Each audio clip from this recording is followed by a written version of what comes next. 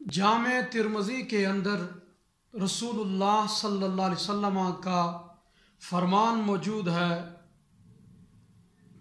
हुज़ूर अलैहिस्सलाम ने इरशाद फरमाया कि जो शख्स हक पर होने के बावजूद झगड़ा करना छोड़ दे तो अल्लाह तबारक व तआला इसकी जज़ा के तौर पर जन्नत के आला दर्जे में उसके लिए घर बनाएगा। और हुज़ूर अलैहिस्सलाम ने आगे इरशाद फरमाया, जो शख्स बातिल पर होने की वजह से झगड़ा करना छोड़ दे,